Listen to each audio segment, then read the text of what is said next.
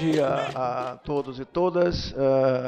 Eu queria, no momento, felicitar o prefeito de Santo Amaro, felicitar o senhor secretário de Educação, senhores autoridades presentes, pela iniciativa, e também abraçar os meus colegas da Faculdade de Educação, tá? E da Universidade Federal da Bahia, a professora Márcia Rangel, nosso diretor Cleverson Suzar, senhores vereadores, autoridades presentes pela iniciativa.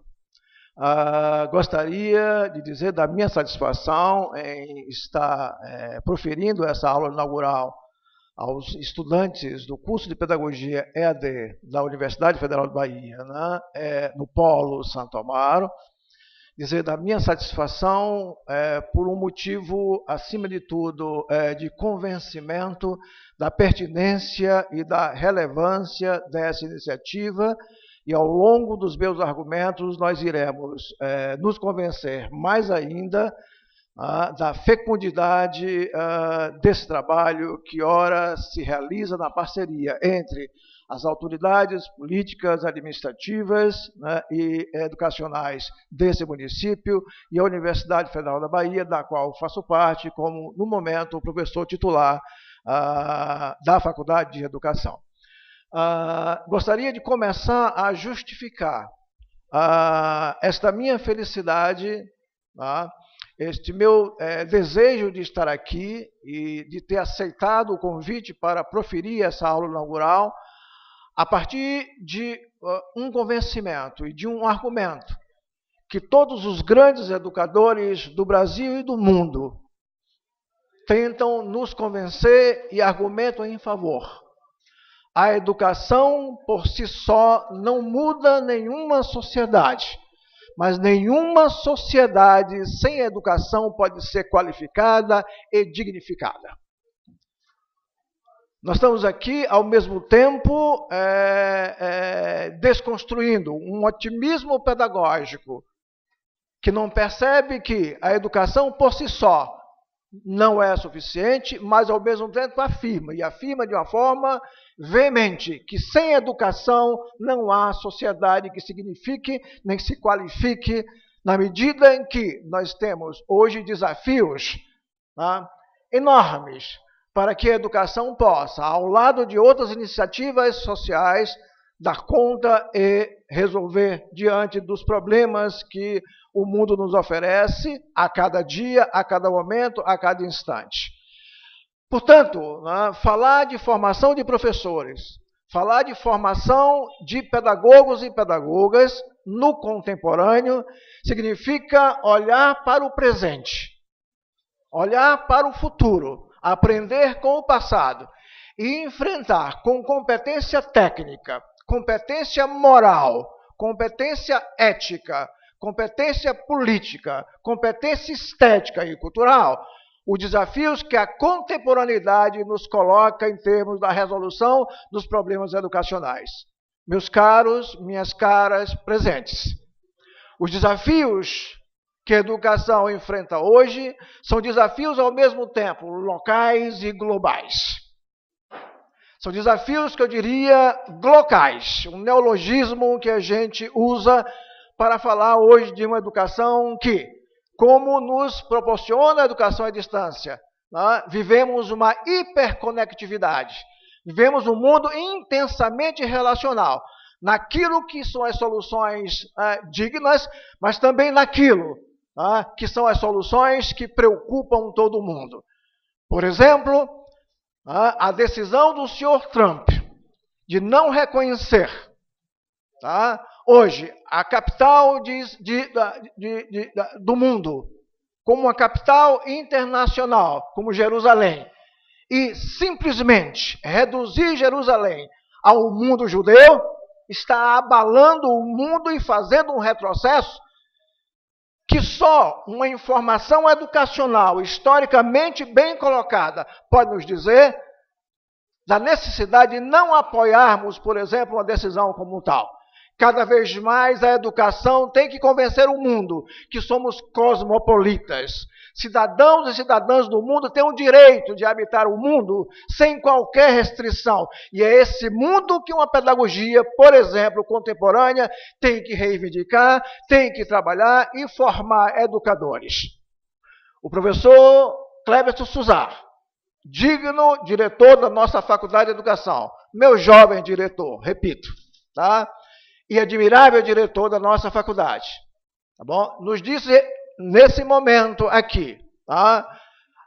Da preocupação de não aceitarmos uma injustiça de que a universidade não vem cumprindo o seu papel social. Meu caro diretor, não é apenas um equívoco, é um erro crasso. A universidade precisa mais entrar, sim, nos municípios. A universidade precisa mais de expansão. Mas a universidade produz aquilo que é de mais valor na nossa sociedade. Forma homens e mulheres que multiplicam qualificação. Eu não posso aceitar, por exemplo, em dizer que a universidade produz dissertações, teses, monografias e estudos para viverem empoeirados nas prateleiras da biblioteca. Essa é uma frase que a gente ouve muito bem. Primeiro, a biblioteca não pode ser colocada no lugar do empoeirado. A biblioteca tem uma função social. A biblioteca tem uma função formativa. Segundo, a biblioteca é parte dos processos de qualificação da formação. Se é parte desse processo, tem uma importância estratégica fundamental. Se sou o que sou hoje, um professor titular da Universidade Federal da Bahia, com pós-doutorado em alguns países do mundo, eu devo às bibliotecas do mundo públicas, sem as quais eu não me formaria. Biblioteca da Universidade Federal da Bahia, Biblioteca da Universidade do Estado da Bahia, Biblioteca da Universidade de Paris 8, Biblioteca da Universidade de Friburgo, na Suíça, e Biblioteca da Universidade do Minho, em Braga, Portugal, foram aquelas bibliotecas e continuarão sendo, tá, as fontes fecundas da minha formação. Portanto, a universidade tem um valor ímpar, histórica e cultural, e fulcral para o desenvolvimento da nossa sociedade. E com isso reforço a minha felicitação às autoridades políticas dessa terra, que nesse momento, junto com a Universidade Federal da Bahia, conclui uma tarefa fundamental para a educação dessa cidade. Caros senhores presentes, faço aqui, tá, uma confissão. Hoje, tá, eu tenho, morando nessa cidade, uma filha, a professora doutora Silvia Michele Lopes Macedo, professora da Universidade Federal do Recôncavo e líder de pesquisa, que no momento, junto ao Forcut, o grupo de pesquisa em currículo, formação e cultura, faz pesquisas, elabora a formação e hoje é uma santamarense que vive o cotidiano dessa cidade. Daí a minha felicidade dupla em fazer essa aula inaugural nesse momento em Santa Amaro.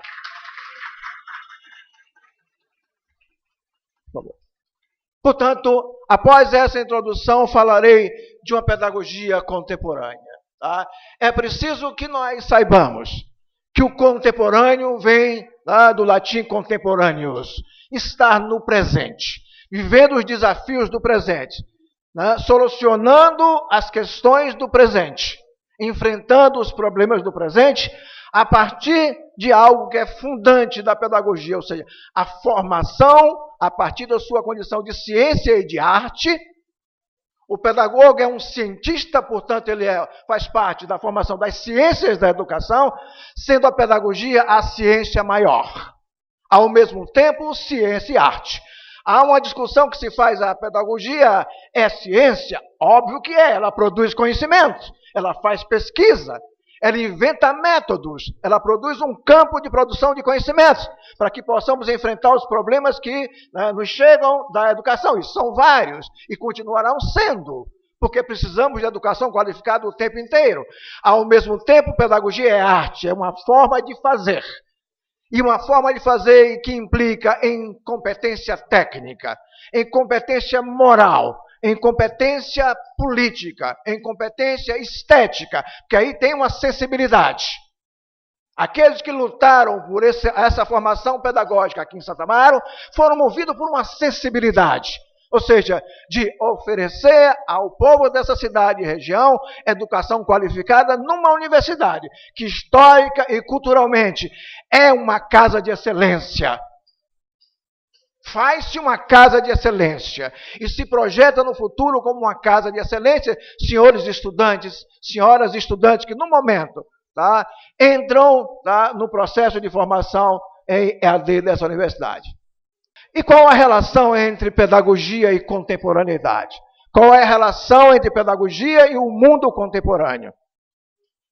Meus caros, minhas caras, hoje nós podemos dizer que os espaços de formação não podem ser mais colocados em 4 paredes de uma escola. Aqui, nesse momento, um curso professora Márcia Rangel, em EAD, a partir de uma universidade de excelência como a Universidade Federal da Bahia, está vivendo e propondo o contemporâneo.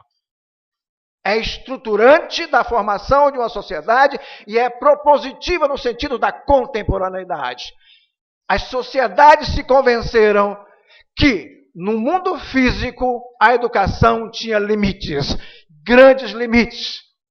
E a partir da invenção social, sociotécnica, da formação virtual, criou-se a educação à distância, com todos os desafios de aprender a qualificar a partir de uma invenção que é jovem, de uma invenção que ainda vive o que uma juventude vive.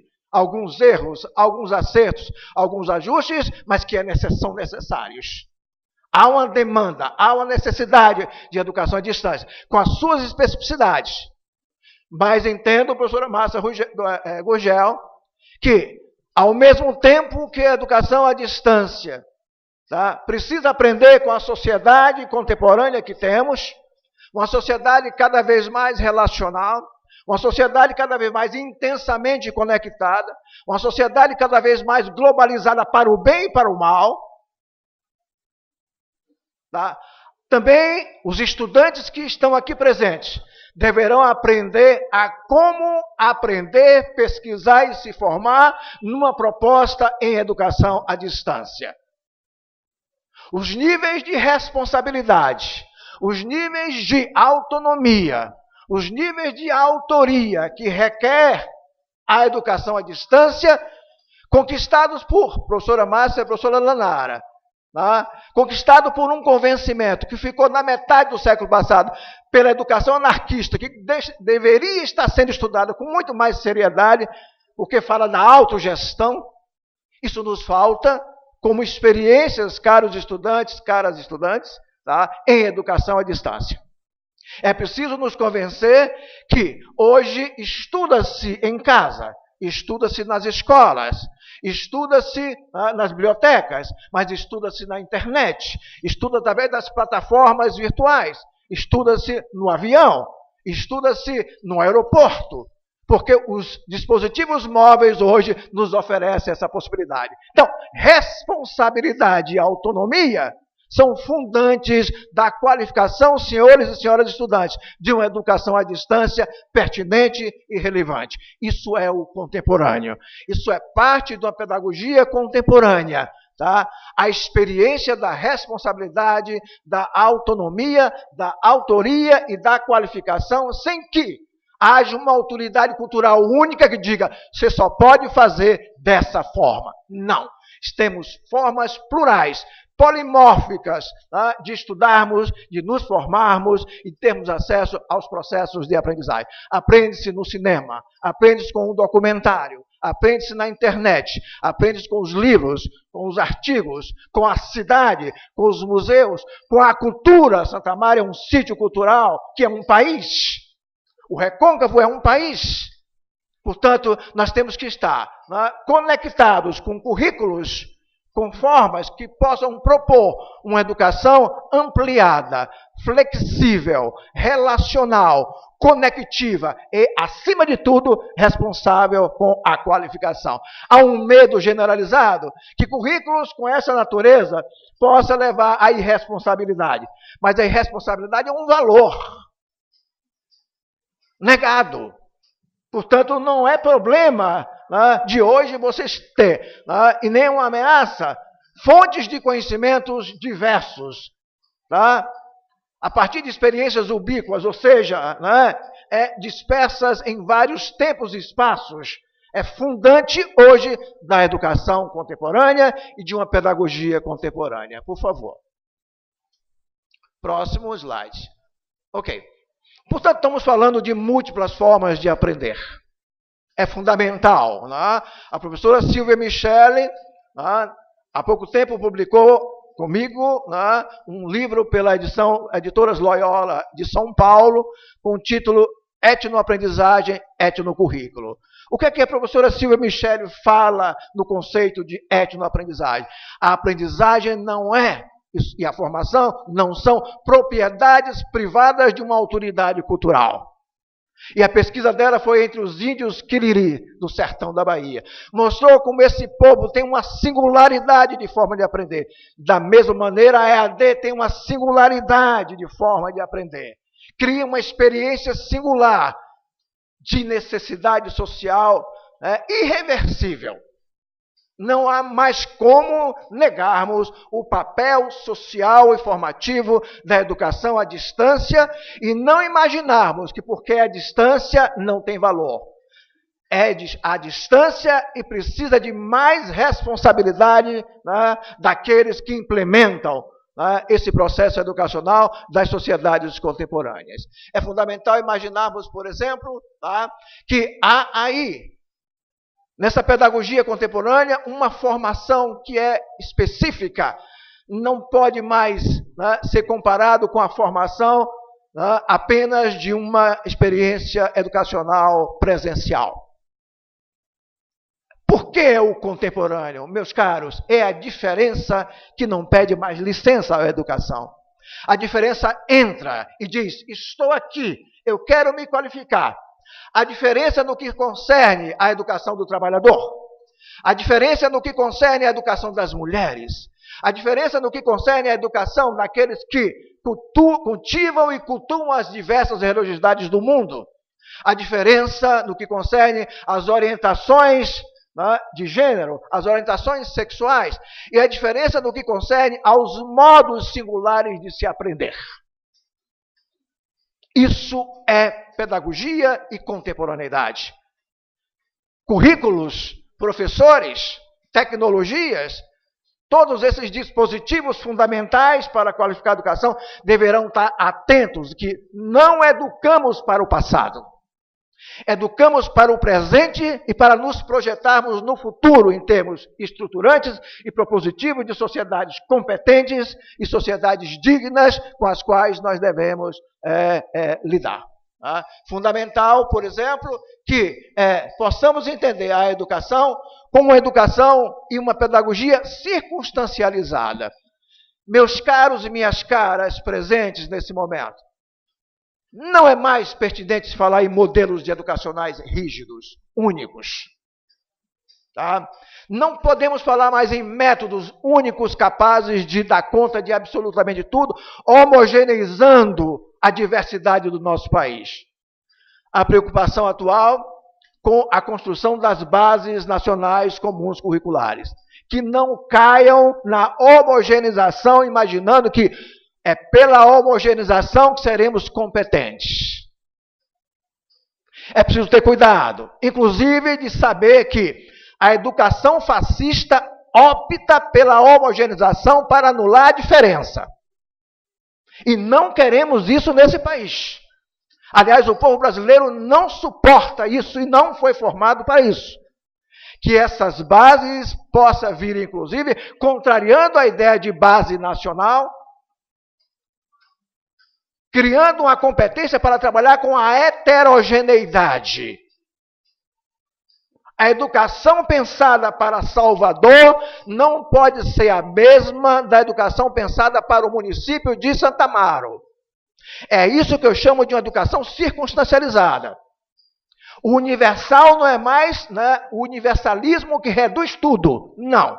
O universal é aquele que, né, identificado com as pautas fundamentais da dignidade educacional, sabe lidar com a diferença, com a singularidade, com as demandas do mundo do trabalho, as demandas do mundo da produção, a demanda do mundo das vocações regionais, das vocações existenciais, das vocações sociais, tá? E das vocações culturais. E aqui, tá? Eu não consigo deixar de olhar para Santo Amaro como um ícone no que concerne, tá, a produção de cultura fundante da história dessa região, desse estado e desse país. Portanto, nós temos que pensar numa educação circunstancializada, tá bom? Numa pedagogia de uma perspectiva multireferencial, portanto. Pensar Santo Amaro só pelo local? Jamais. Santo Amaro está conectada ao mundo. Tá? Um grande fundador do pensamento contemporâneo. Um grande fundador da ciência pós-moderna e pós-estruturalista. Ilia Prigogine, um físico e químico russo que viveu na Bélgica, prêmio Nobel, disse assim: uma borboleta bate asas no Polo Norte, tá? E o sul do nosso país pode ter transformações fundamentais em termos climáticos, produtivos, sociais e existenciais. Ou seja, que quis dizer Prigogine? Tá? O mundo não pode ser mais algo onde irresponsabilidades climáticas, irresponsabilidades sociais, irresponsabilidades culturais sejam cultivadas sem imaginar que só naquele local terá consequências. Não. Tá? Somos hoje cidadãos globalizados. E uma pedagogia contemporânea tem que estar conectada com o desejo de formar cidadãos e cidadãs globalizados e locais, ou seja, glocais. Esta é uma pedagogia contemporânea. Tá? Ademais, meus caros, não podemos mais pensar dessa perspectiva numa pedagogia que transmite conhecimentos, pura e simples. Numa pedagogia livresca. Numa pedagogia que o professor é a única autoridade do saber. Aliás, nós, professores, temos que aprender desesperadamente que somos insubstituíveis. Somos fundamentais, mas não somos o único texto a ser estudado. Os textos se pluralizaram dramaticamente. Temos que conviver com a pluralidade, com a heterogeneidade, porque os nossos estudantes, a nossa juventude já está neste mundo. Já é deste mundo. Meus caros, eu tenho um filho historiador, fazendo doutorado na Universidade Federal da Bahia, na Faculdade de Educação, da qual nosso diretor está presente, o professor Tássio Roberto Macedo, irmão da professora Silvia Michele Macedo, de Sá, onde ele está estudando o ensino de história através das séries televisivas, em que, no campo da história, ele trabalha com seus estudantes o seriado Game of Thrones, o Jogo dos Tronos, que é a história da Idade Média contada através de séries televisivas. A juventude já sabe quando essa série sai, como série televisiva, como game, como livro, como jogo e como quadrinho para o mundo globalizado inteiro. O jovem de 8, 9, 10 anos já sabe quando isso é lançado na Inglaterra, nos Estados Unidos ou em outro país qualquer, se conecta e aprende história através de séries televisivas. Um professor de história não pode dar as costas a essa realidade. Ou ele dialoga ou ele não está numa pedagogia contemporânea. É fundante de um processo educacional. Afinal, nós educamos para que tempo? Tá? Sabemos que na internet temos problemas, mas temos problemas também com os livros de má qualidade. Tá? A questão é, como técnica, ética, política, estética, cultural e até espiritualmente, nós devemos cuidar da educação dos nossos jovens. Essa é a questão. Não se preocupar com a dispersão do conhecimento. Faz parte da história do mundo. A primeira biblioteca, quando foi fundada, foi um escândalo. Tá? Saindo de um feudalismo europeu, diziam, o que será né, dessa forma, né, ampliada, tá certo? Dramaticamente ampliada, em que o povo e qualquer pessoa poderá ter acesso ao conhecimento, será um escândalo, será um arraso das elites. O que nós vimos. A internet é a biblioteca, né, produz a biblioteca do contemporâneo. Através de processos de hipertextos, onde lá eu tenho o texto, tenho a música, tenho o debate, tá, tenho, tá, os fóruns, tá, são formas hipertextuais. Nós temos o fenômeno da transmídia, várias mídias se encontrando e conduzindo a uma forma estruturante, outra de se aprender, de se formar. Óbvio que isso por si só não produz milagre, como nenhuma invenção tecnológica por si só é boa, como nenhuma aprendizagem por si só é boa. Toda aprendizagem, toda tecnologia tem que ser valorada para se tornar qualificada em termos de formação. Quem faz isso? Nós, professores.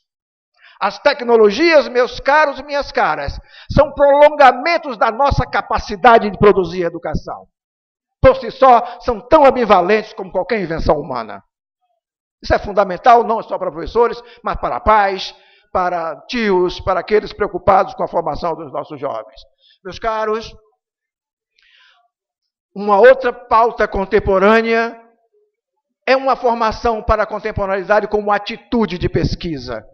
Quando eu falo de atitude de pesquisa, eu não falo só de produzir uma monografia, de produzir uma dissertação, de produzir uma tese de doutorado ou um relatório de pós-doutorado, mas uma atitude de pesquisa de que eu tenho que aprender buscando, questionando, criticando, interpelando as fontes de conhecimento, inclusive os meus professores, debatendo. Porque, senhores, eu repito aqui uma frase do último sociólogo da escola de Frankfurt vivo, com 104 anos, mas deve ter 105 anos agora, o professor Habermas, quando dizia, é verdade? É verdade porque é sempre discutível para ser verdade. No mundo da política, no mundo do debate educacional, tá? No mundo das verdades científicas. Uma verdade científica não é simplesmente eureka, eu descobri e sou um gênio. Você descobriu com que método? Você descobriu com que técnica? Você descobriu com que teoria? Qual é a consistência? Qual é a relevância? Vamos para um júri de doutorado? Vamos para uma banca de mestrado? Vamos para um conselho editorial de uma grande revista? Daí, a partir desse debate, você será reconhecido pela comunidade científica como alguém que produziu uma verdade razoável. E quem sabe amanhã não será mais verdade. Isso é fundamental entendermos assim. E a atitude de pesquisa de professores e estudantes, tá, é fundamental.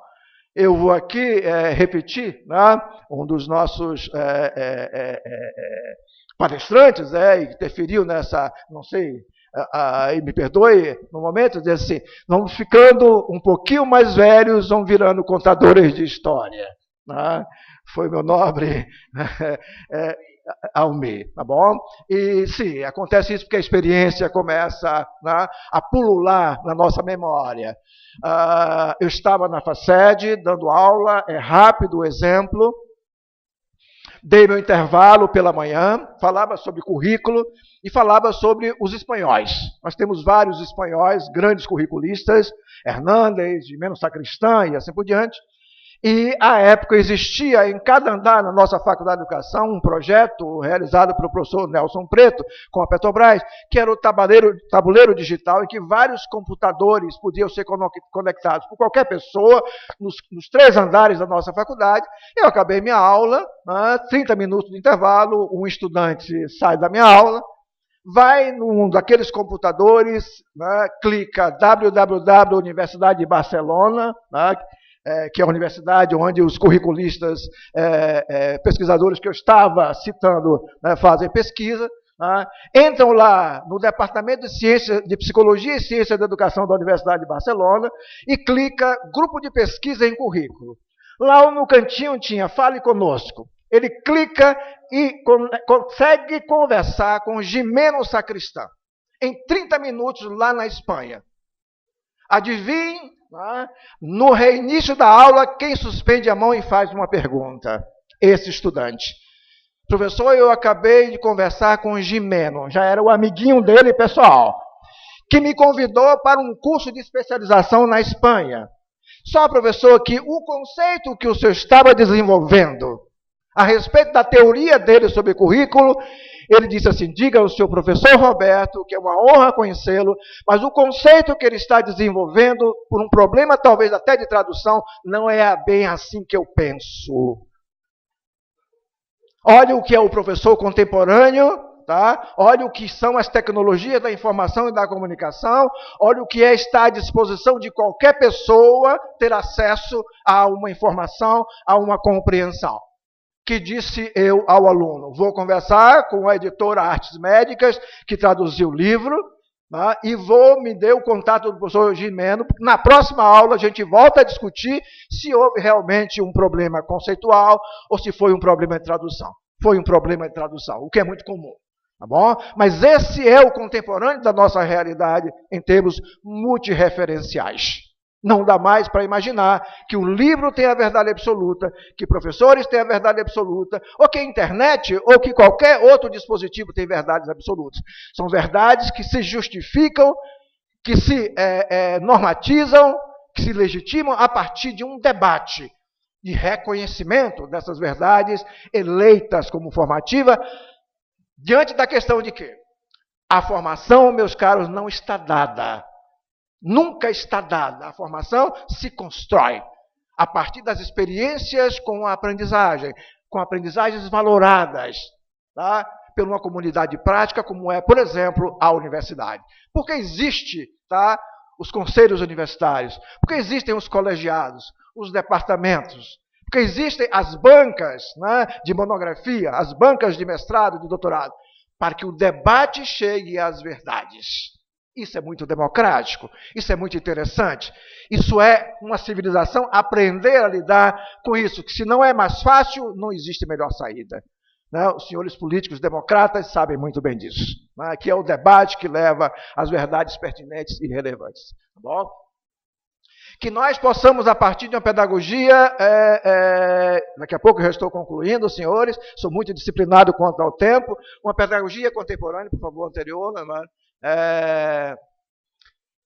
Está comprometida, por exemplo, com a atitude de pesquisa, como dizia. Está comprometida, tá, com a autonomia, com a autoria e com a autorização. Autoria e autonomia são conceitos já, né, fáceis de nós entendermos. Mas a autorização, meus caros, minhas caras, que significa dizer, ao aprender, ao me formar, eu me torno autor de si mesmo, ou de mim mesmo. Isso é o cerne da formação qualificada. Quando eu me torno autor de mim mesmo, sou capaz de opiniões, sou capaz de ponto de vista, sou capaz do debate, sou capaz da proposição, sou capaz da criação. Imaginem, senhores, a história de um país em que os seus estudantes aprendam apenas a dizer ou repetir aquilo que o seu professor colocou numa sala de aula.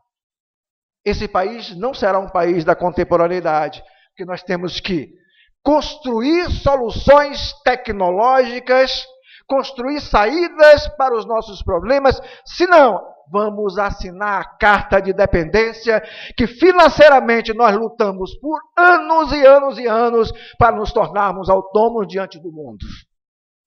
Foi um sofrimento, à custa de mortes de brasileiros que não tinham acesso ao mínimo de uma tecnologia avançada por falta, né, de soluções nossas e da dependência em relação ao exterior. Nós lutamos isso hoje no Brasil, tá? E temos que reconhecer, apesar de alguns problemas que temos, que o Brasil luta historicamente para formar seus mestres, seus doutores. Eu sou uma resultado desses esforços. Tá? Fiz graduação na universidade pública, fiz, né, uma especialização na universidade pública, fiz mestrado na minha universidade, fiz um doutorado em Paris financiado pelo meu governo, a CAPES, tá? Que, né, está proporcionando essa essa construção aqui, inclusive, né, com os seus pares da cidade e da Universidade Federal da Bahia. Fiz 2 pós-doutoramentos, todos 2 com bolsas do meu país, com o dinheiro do povo do meu país. E eu tenho que reconhecer isso. Quando chegava o momento de terminar minhas teses e meus relatórios, o que é que estava na cabeça? Faz-se necessário apresentar, tá, a minha defesa no tempo e com qualidade, porque eu gastei o dinheiro do meu povo.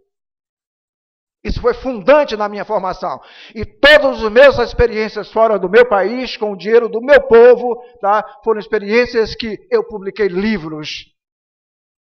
O professor Cleverson deveria lançar um livro dia 14/12 na nossa faculdade. Tá? Chama-se A Orquídea Negra, a história de uma estudante negra quilombola e que chega à Universidade Federal do Recôncavo da Bahia como professora. Não vou contar a saga nem a história, porque gostaria que adquirissem o livro, né, em breve, 14/12. E vou comemorar, professor Cleber, também o 30º livro publicado, tá? Com muita alegria, né, porque todos esses livros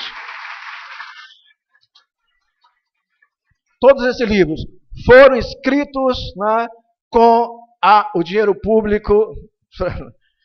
Lanara, esse é o livro, A Orquídea Negra, tá bom? É o meu último livro publicado, tá certo? Já foi pela Editos da Universidade de Santa Cruz, de Itabuna-Ilhéus. Estive lá no lançamento inaugural, mas o grande lançamento será na minha faculdade, como sempre fiz, só se alguma coisa impedir, tá bom? Grato pelo reconhecimento. Bom, o próximo é o último, né? Voltou, não? Vá para o último. Para o último, Lanara, por favor.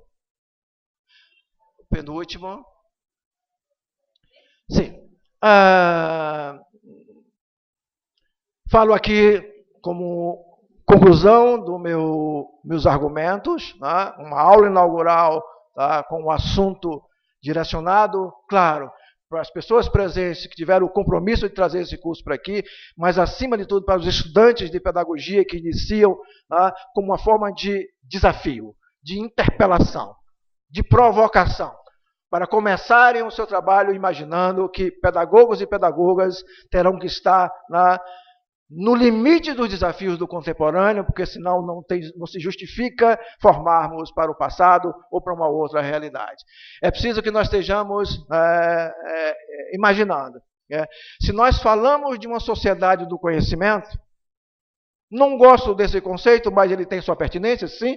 Há um poder no conhecimento hoje nunca visto na história da humanidade. Quem hoje produz conhecimento, estoca conhecimento e socializa conhecimento com competência é quem está criando a autonomia no contemporâneo. Mas nós temos que falar de uma sociedade pedagógica. Por que não? Fundamental isso. O que é que eu quero dizer de uma sociedade pedagógica? Não só professores, pedagogos e pedagogas têm o compromisso com a qualificação da educação, que é o grande compromisso da pedagogia. Mas, senhores, pais, tios, professores, gestores, políticos, empresários, todos esses agentes fundamentais de uma sociedade democrática deverão estar pedagogicamente compromissados com a qualidade educacional do seu país, do seu Estado e da sua educação. Portanto, a pedagogia é um conceito transversal. Ele atravessa a sua importância dentro de uma sociedade em que a aprendizagem é fundante da qualificação dessa própria sociedade. A pedagogia, portanto, é uma ciência e uma arte, é uma ciência e uma arte transversais. E que todos nós temos que pensar no valor e na valorização, portanto, dos pedagogos e das pedagogas que vão disseminar esses saberes em termos da sociedade. Bom, pensemos, portanto, também que pedagogia tem a ver com Hermes. O grande mito Hermes. Pode passar a imagem, Lanara, por favor? Tá? Mito grego. Hermes era um deus grego imortal que não gostava de ficar apenas no Olimpo. Hermes gostava do povo. Hermes gostava de ficar nas salas de aula. Hermes gostava de ficar embaixo das árvores, vendo os filósofos proferirem suas aulas. E os estudantes, quando tinham suas dúvidas, iam até Hermes e faziam um esforço de solicitar a Hermes a ajuda para que pudessem desvencilhar-se dessas dúvidas e estudar os textos herméticos. Daí a hermenêutica, a arte da interpretação e da compreensão. Para mim, pedagogos e pedagogas terão que ser inspirados e inspiradas não só no escravo que conduzia a criança até as aulas, mas, acima de tudo, nos caminhos trilhados por Hermes e sua pedagogia mundana. Sua pedagogia voltada ao povo, sua pedagogia voltada à solidariedade com a qualificação de um povo, de uma sociedade, e eu diria, de um mundo melhor como um mundo cosmopolita. Muito grato.